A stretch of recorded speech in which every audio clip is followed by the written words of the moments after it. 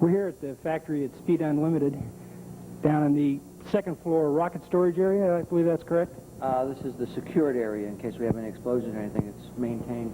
All right. Well, that's where we need to be. I think. Is it safe sitting next to the car? I don't know. I haven't seen the car in a day or two. Oh. I don't know what they've done to it today to start with. I saw them loading fuel, but it's probably not dangerous. Oh, wait a second now. I think they said something about you were going to take it out to the store this afternoon. No, actually, we're here with Sammy Miller, world record holder, and we're going to find out a little bit about Vanishing Point 1, Vanishing Point 2, 3. Sort of like Friday the 13th, the final chapter, right? I mean, there's always another. Well, if we keep building, we have our own countdown at the end, you know? Oh, I get it. Okay, well, tell me a little bit about Vanishing Point, how that started, the first car. Well, the first car evolved.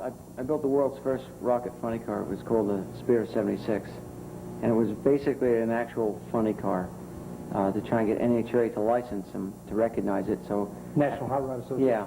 I didn't want to change from the norm. What I wanted to do was build something they understood. So I took a regular funny car, brand new, never had an engine in it, and built a rocket system to adapt to that. Cut a hole in the rear end center section, put the rocket through it and everything. Right. Just to adapt to that. And it took almost a year, I guess, at the end to get them to license it.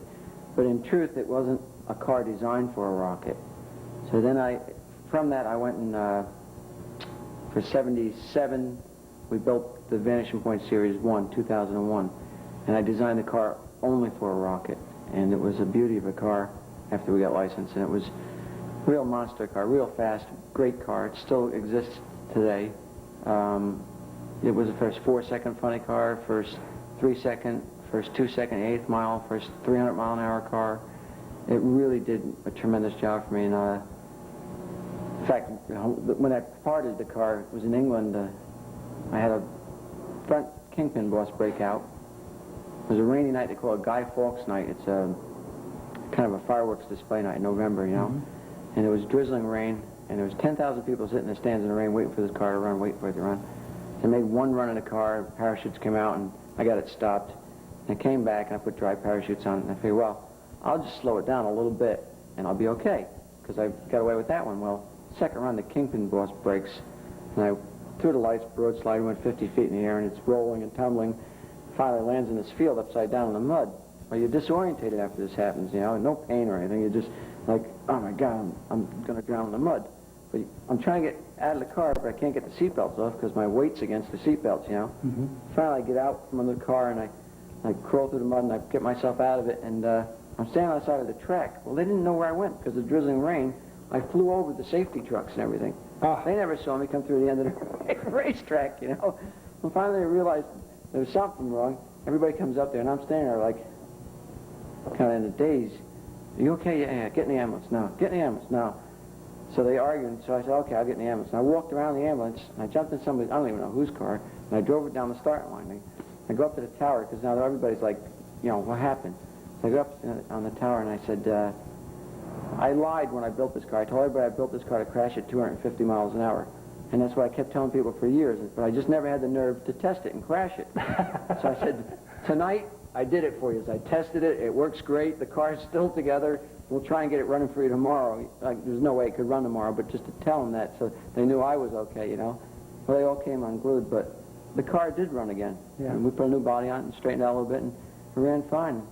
Crashed, I think it was 267 miles an hour. This was the Vega model? Yeah. The Vega model. Yeah. I understand, see, there was a Mustang model and yeah, the Vega model, and... The Vega was first. That was with a Dick Keller engine from the Blue Flame project, mm-hmm. Reaction Dynamics. And then the Mustang car we had designed from our association with Keller and pollution pack car I used to drive now. We designed a radial powered rocket for this car. Something to give us a lot more power in a lot less time with less fuel consumption, because rocket cars are noted for using a lot of fuel, not being able to carry enough fuel to run a full mile. So we needed an engine that could consume less fuel and give us more power, and that was a radial rocket. So the Mustang car became the test bed for the first radial rocket. It took almost 7 months to get the engine perfected. Now the Mustang car, that's the one you went, that you were involved in the 12G test. Yeah. The Mustang car is, it's a sister car to the Vega. It's a little bit longer, a little bit bigger, has a much bigger engine, a much more refined rocket system in it. It's our own rocket system. And the Mustang cars really put some good numbers down.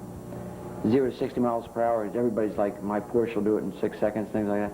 Well, our little Mustang does it in 0.21 of a second. 0.21 of a second. And 0 to 100 in 0.36. And 32 feet were 109 miles per hour, and we pulled 12 Gs, 12.4 Gs, and a quarter mile in 3.58 seconds in that car. Now, I understand in England where you set the world speed record for the quarter mile. Right. That was 358 miles per hour? No, we, at 3.58 seconds. Okay.